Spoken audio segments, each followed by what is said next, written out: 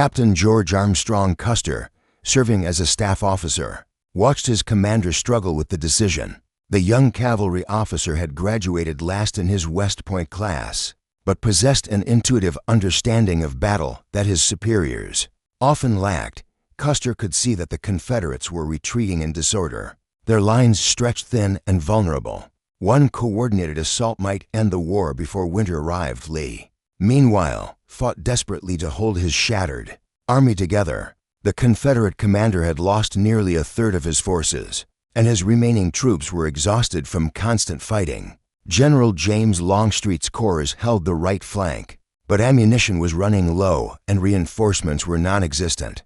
Lee knew that another major Union assault would likely succeed, potentially destroying the Army of Northern Virginia entirely. The most critical moment came at approximately 2 o'clock in the afternoon.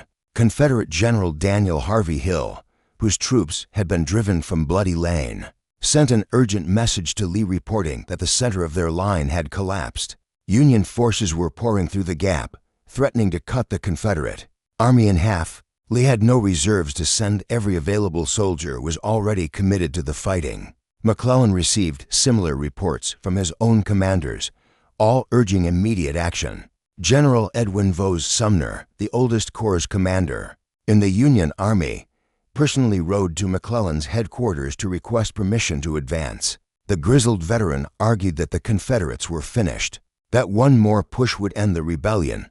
McClellan listened politely, then ordered Sumner to hold his position and await further instructions.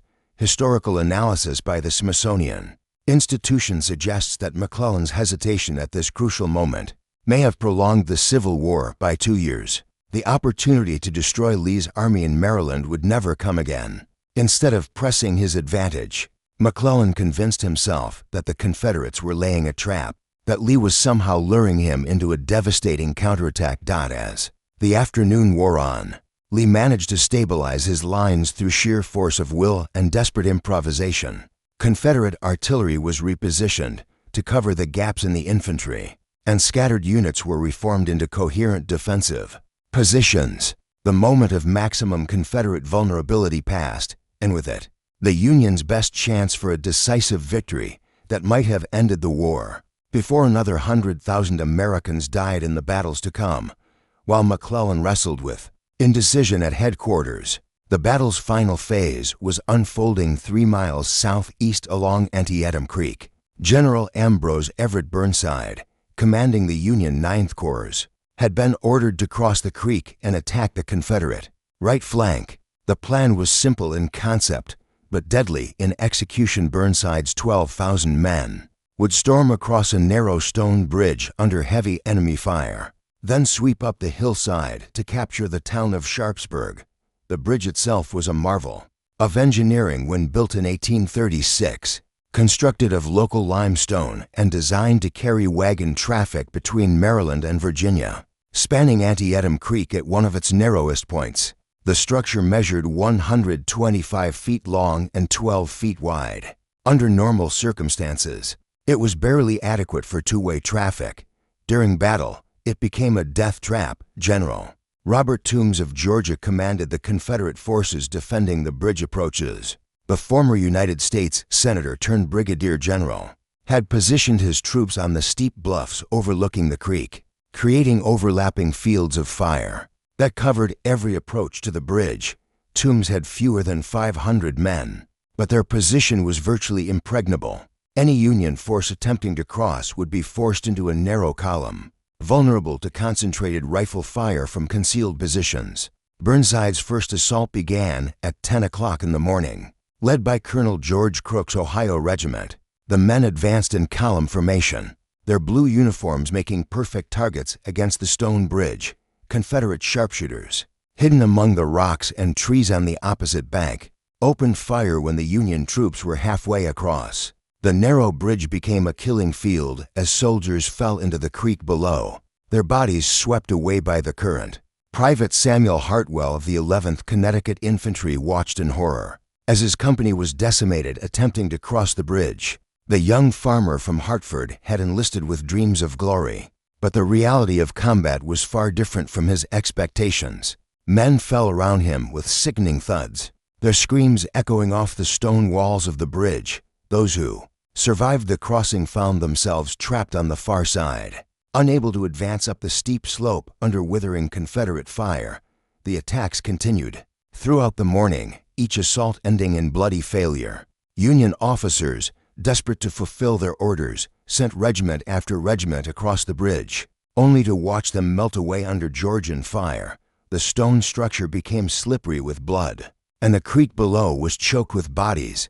Confederate defenders began to run low on ammunition, forcing them to strip cartridges from fallen Union soldiers. By noon, Burnside was growing desperate. His repeated assaults had cost him nearly 1,000 casualties while achieving nothing. The bridge remained under Confederate control, and his orders from McClellan were explicit: take the bridge and advance on Sharpsburg. Without control of this crucial crossing point, the Union attack would fail, and Lee's army might escape to fight another day. The breakthrough finally came at 1 o'clock, when Colonel Edward Ferrero's brigade approached the bridge from a different angle.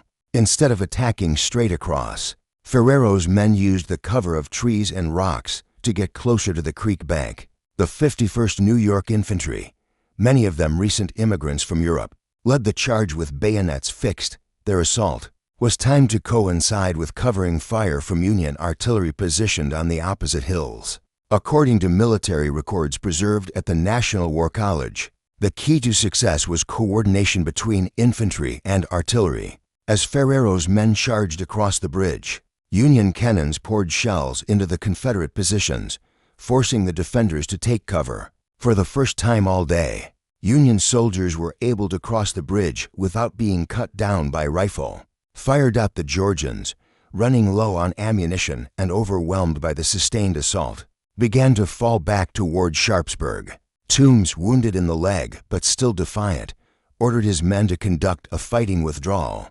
The bridge was lost, but the Confederate right flank was not yet broken. The real battle for Sharpsburg was just beginning, and the fate of Lee's army still hung in the balance. With Burnside's forces finally across Antietam Creek, the stage was set for the battle's climactic phase.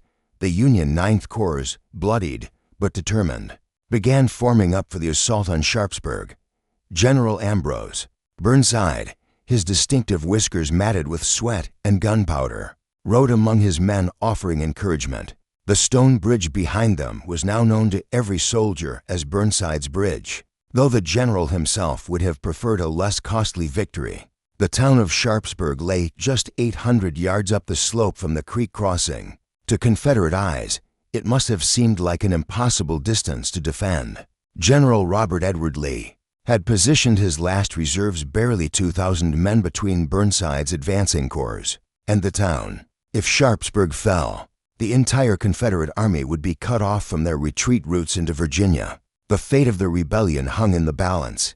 General Ambrose Powell Hill's Confederate division was still marching toward the battlefield from Harper's Ferry, 17 miles away. Hill's men had been capturing the Federal garrison there when Lee's urgent summons arrived. The general, known for his aggressive fighting style and distinctive red battle shirt, was pushing his troops at an exhausting pace.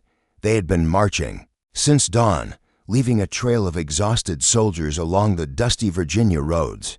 Colonel Elisha Hunt Rhodes of the 2nd Rhode Island Infantry led his regiment up the slope toward Sharpsburg, his men spread out in battle formation. The young officer had started the war as a private and earned his rank through courage under fire. Now, as Confederate artillery shells exploded around his advancing troops, Rhodes felt the weight of command.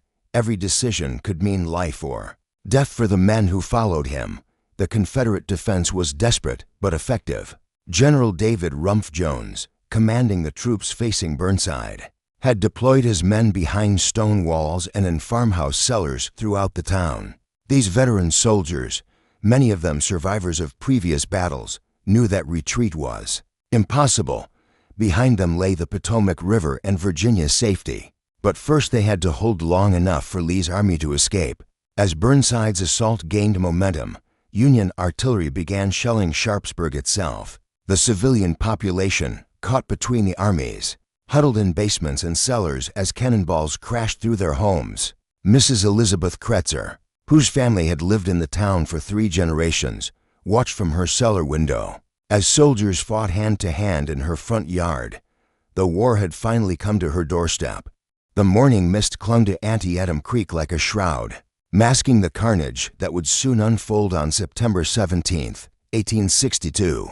Private Joshua Whitman of the 1st Delaware Infantry crouched behind a limestone outcropping, his hands trembling as he loaded his musket. The silence was deceptive. 40,000 Confederate soldiers under General Robert Edward Lee lay hidden in the rolling Maryland countryside, while nearly 90,000 Union troops prepared to unleash hell upon them. General George Brinton McClellan had the advantage he'd been praying for since taking command of the Army of the Potomac. 3 days earlier, 2 Union soldiers had discovered Lee's battle plans wrapped around 3 cigars, dropped carelessly by a Confederate courier. The intelligence was a godsend. McClellan knew exactly where Lee intended to position his divided army, yet even with this unprecedented advantage, the Union commander hesitated, his natural caution warring with the golden opportunity before him. Lee had gambled everything on this Maryland campaign. Fresh from his stunning victory at Second Bull Run, the Confederate general sought to shift the war's theater northward, hoping to gain European recognition and perhaps sway Northern public opinion toward peace. His Army of Northern Virginia, though battle-hardened and confident, was severely outnumbered and operating in enemy territory.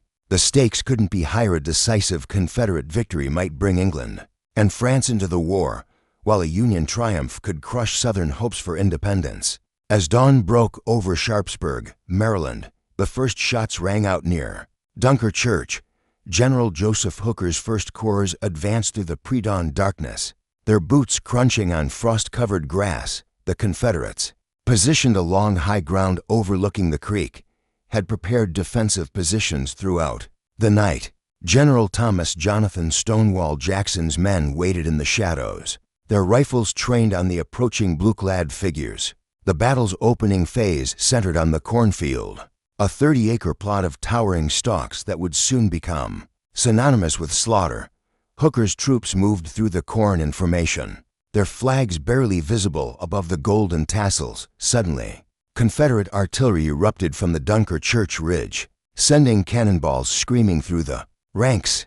Men fell like wheat before a scythe, their screams echoing across the creek valley. Private Whitman watched in horror as his company's captain, a school teacher from Wilmington named Robert Matthews, took a musket ball to the chest. The young officer fell backward into the corn, his sword still clutched in his hand. Around him, the deadly game of advance and retreat began. Union forces would push forward, only to be driven back by withering Confederate fire, then regroup and attack again. According to historical accounts documented in the National Archives, the intensity of the early morning fighting was unlike anything previously witnessed in the Civil War. The cornfield changed hands multiple times within the first 2 hours, each assault leaving more bodies scattered among the broken stalks. Confederate General John Bell Hood's Texas Brigade held the center, their distinctive rebel yell sending chills through Union ranks as they counterattacked with bayonets fixed. As the sun climbed higher, painting the landscape in shades of gold and crimson, both armies realized this would be no ordinary engagement. The Battle of Antietam had begun, and before the day ended, it would claim more American lives than any single day in the nation's history. The Union's first real chance at victory hung in the balance, along with the fate of a divided nation. By mid-morning, the focus of battle had shifted southward to a quiet country road that locals called Sunken Road. For years, farmers had used this lane to transport their harvests, wearing it down until it sat several feet below the surrounding fields. Now, Confederate forces under General Daniel Harvey Hill had transformed this peaceful pathway into a deadly trap, using it as a natural trench from which to pour devastating fire into advancing Union troops. General L. William Henry French's division approached the road with confidence, their blue uniforms bright in the September sun. The soldiers had no idea what awaited them beyond the gentle rise ahead. French, a career military man with graying whiskers and a reputation for aggressive tactics, had been ordered to probe the Confederate center and determine the enemy's strength. What he found was a killing field more terrible than anyone had imagined. The first Union wave crested the hill at approximately 11 o'clock, and the scene that greeted them was both beautiful and terrifying. The Maryland countryside stretched before them in rolling waves of green and gold, dotted with farmhouses and split-rail fences. But hidden in the sunken road below lay nearly 2,000 Confederate soldiers, their muskets trained upward, waiting for the perfect moment to unleash their fury. Colonel John Brown Gordon of the 6th Alabama Infantry watched the approaching Union line with grim satisfaction.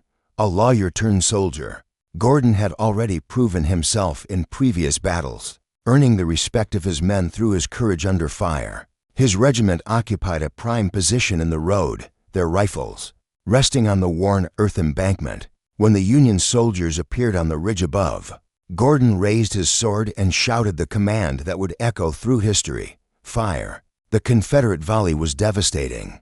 Hundreds of Union soldiers fell in the first seconds, their bodies tumbling down the slope toward the road. Private Michael O'Brien of the 57th New York Infantry felt the wind of a bullet pass his ear as he stumbled forward, stepping over the body of his sergeant. The Irish immigrant had joined the army to prove his loyalty to his adopted country, but nothing had prepared him for this mechanical slaughter. French's division recoiled from the first assault, but more Union troops were already moving up to take their place. General Israel Richardson's veteran 2nd Corps division approached the deadly road from a different angle, hoping to outflank the Confederate position. Richardson, known to his men as Fighting Dick, had earned his nickname through aggressive leadership in the Mexican War. He sensed that breaking the Confederate line here could split Lee's army in two.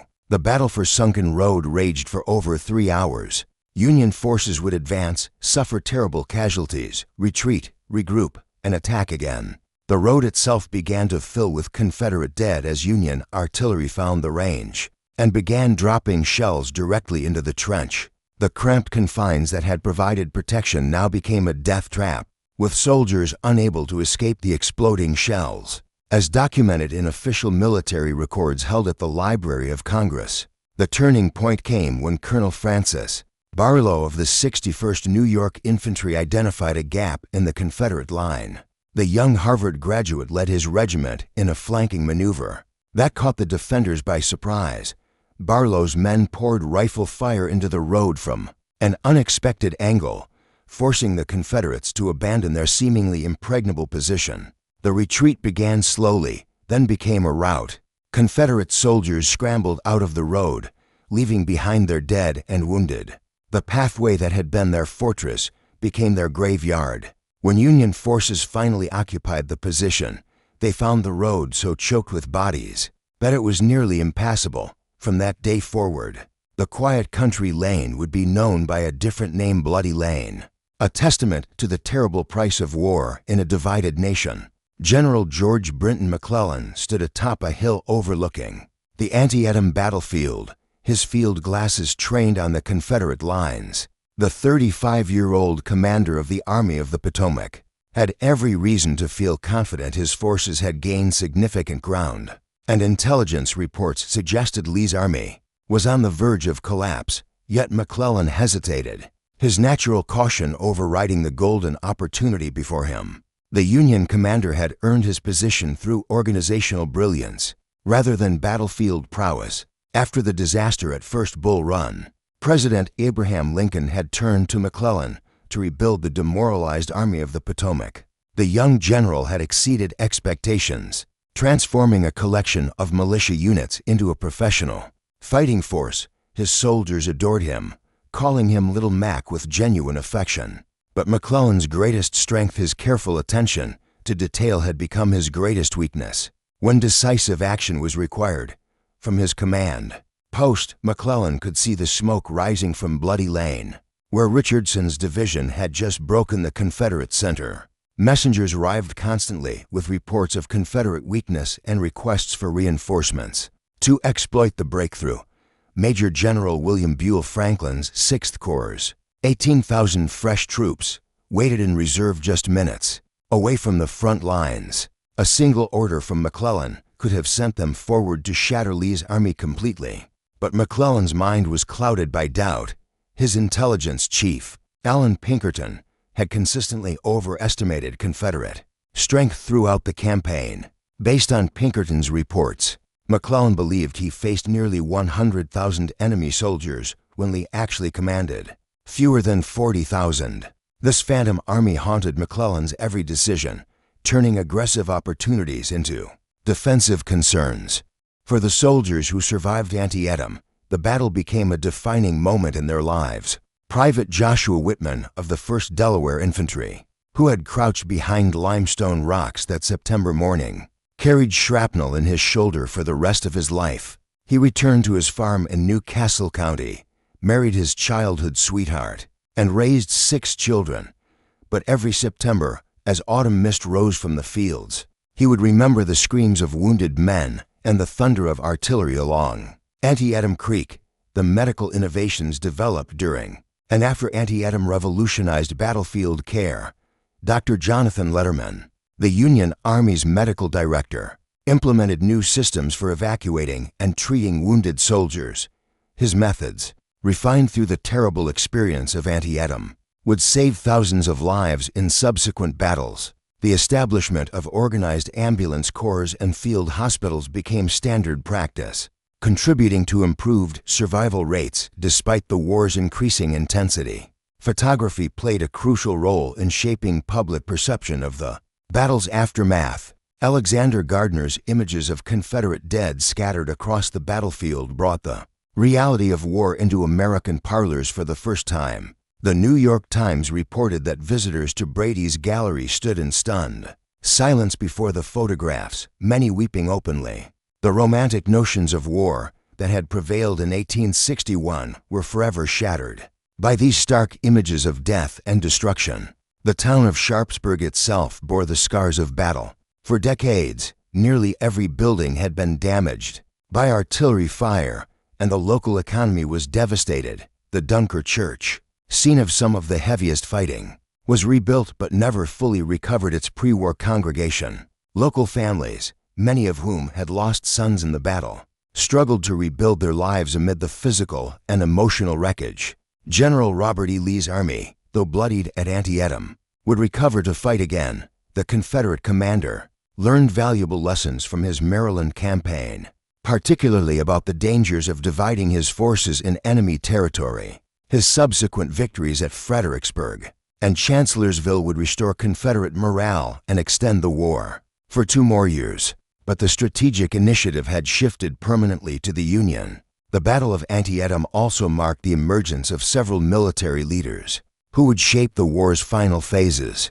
General Ambrose Powell Hill's dramatic arrival at the crucial moment established his reputation as one of the Confederacy's most reliable commanders. Captain George Armstrong Custer's service as a staff officer at Antietam began his rise to prominence in the Union cavalry. These men, tested in the fires of Maryland, would play decisive roles in the battles to come. As recorded in the comprehensive study published by the Civil War Trust, the Battle of Antietam preserved the Union at its most vulnerable moment.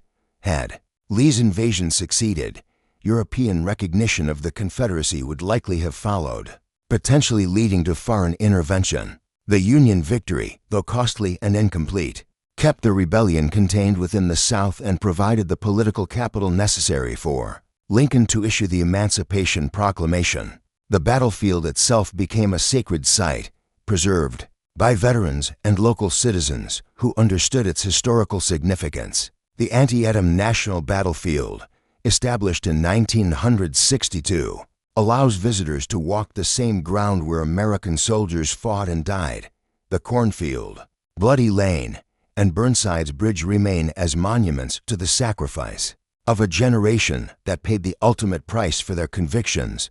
Today, as visitors stand where Private Whitman once crouched in terror, or walk across the bridge that cost so many lives, they can reflect on the battle's lasting legacy. Antietam proved that the Union could defeat Confederate forces in open battle, providing the confidence and momentum necessary for ultimate victory. More importantly, it demonstrated that democracy could survive its greatest test, emerging stronger and more committed to the principles of human equality. The bloodiest day in American history had indeed altered the war's momentum, setting in motion events that would preserve the Union and end slavery forever. The Union advance was methodical but costly. Each farmhouse, each stone wall, each garden fence became a miniature battlefield.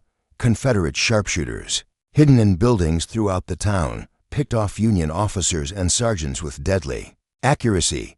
The advance slowed to a crawl as soldiers sought cover wherever they could find it. At approximately 3:30 in the afternoon, just as Confederate resistance seemed ready to crumble, a red flag appeared on the horizon south of town. General Ambrose Powell Hill's division, having covered 17 miles in less than 8 hours, arrived on the battlefield at the crucial moment.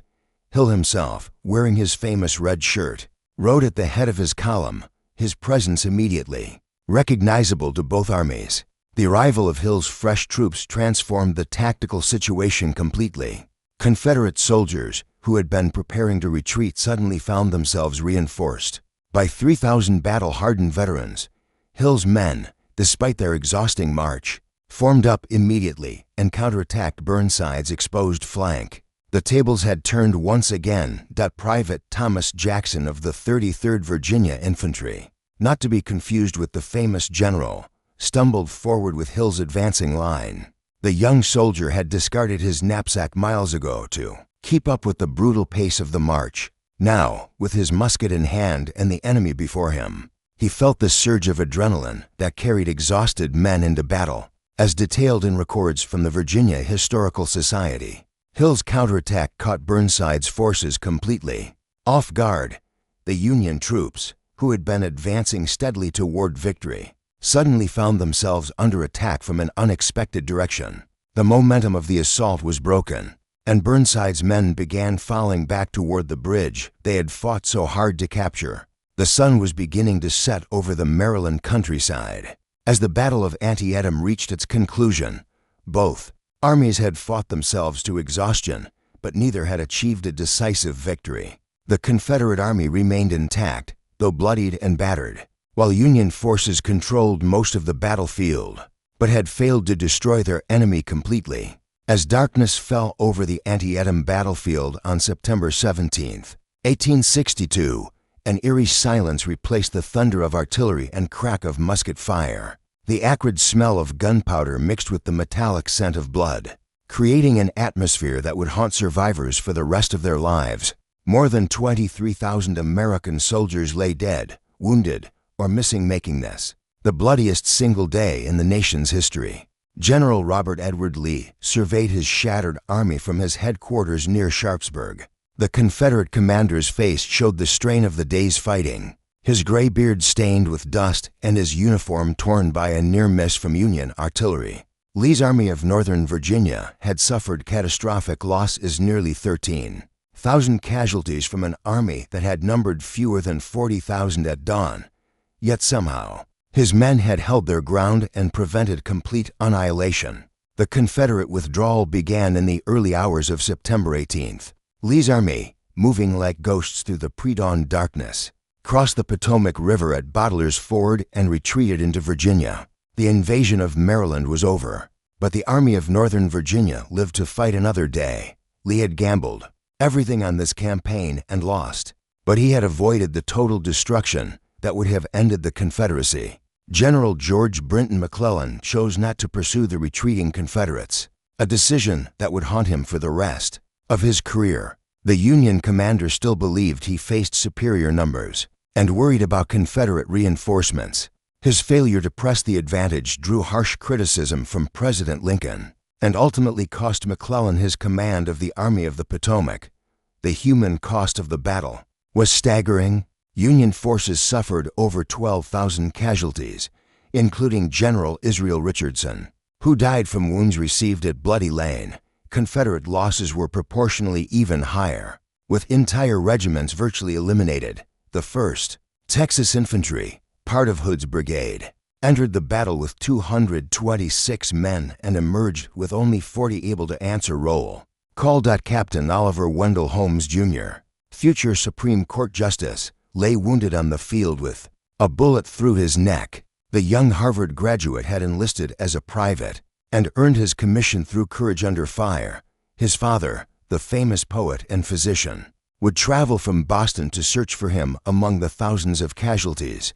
Holmes survived, but carried the physical and emotional scars of Antietam for the rest of his life. The battlefield itself resembled a scene from Dante's Inferno. Photographer Alexander Gardner, working for Matthew Brady's studio, arrived 2 days after the battle to document the carnage. His haunting images of corpses scattered across the cornfield and piled in Bloody Lane brought the reality of war into American homes for the first time. The photographs, displayed in Brady's New York gallery, shocked civilians who had romanticized the conflict. President Abraham Lincoln visited the battlefield on October 1st, spending for days touring the scene of battle and meeting with McClellan. The president's tall, gaunt figure, dressed in his characteristic black suit and stovepipe hat, provided a stark contrast to the uniformed officers surrounding him. Lincoln used the visit to pressure McClellan for more aggressive action, but the general's excuses and delays only reinforced the president's growing doubts about his commander. The Battle of Antietam had profound political consequences beyond the immediate military results. Great Britain and France, which had been considering recognition of the Confederacy, postponed their decisions in light of Lee's retreat. The Union victory, though incomplete, demonstrated that the Confederacy was not invincible. European powers decided to wait and see how the conflict developed before committing to either side. As documented in the official records maintained by the National Archives, the battle also provided Lincoln with the victory he needed to issue the preliminary Emancipation Proclamation. 5 days after Antietam, the president announced that all slaves in rebellious states would be freed as of January 1st, 1863. This transformed the war from a conflict about union to a moral crusade against slavery, making European intervention on behalf of the Confederacy virtually impossible. The wounded from both armies filled every available building in the surrounding area. Churches, schools, and private homes became makeshift hospitals where doctors worked around the clock to save lives. Clara Barton, who would later found the American Red Cross, arrived with supplies and medical assistance. Her work at Antietam established her reputation as the angel of the battlefield. Local civilians, regardless of their political sympathies, opened their homes to the wounded. The Pry House, which had served as McClellan's headquarters, became a hospital for Union officers. Confederate wounded received care at the Dunker Church, where the morning's fighting had been fiercest. The bonds of common humanity transcended the political divisions that had brought the armies to Maryland. The Battle of Antietam marked a turning point in the American Civil War, though its full significance would not be understood for years to come. As autumn settled over the Maryland countryside, the immediate consequences of the bloodiest day in American history began to reshape the conflict's trajectory. The Union's first major victory in the Eastern Theater, incomplete though it was, provided the momentum needed to transform a war for Union into a war for human freedom. General George McClellan's failure to pursue Lee's retreating army proved to be the final straw for President Lincoln. Despite the tactical victory, the president grew increasingly frustrated with his commander's cautious approach. On November 7, 1862, Lincoln relieved McClellan of command, replacing him with General Ambrose Burnside. The change in leadership reflected Lincoln's growing understanding that the war could only be won through aggressive action, not cautious maneuvering. The international implications of Antietam were equally profound. British Foreign Secretary Lord John Russell, who had been preparing a proposal for mediation between North and South, indefinitely postponed his initiative.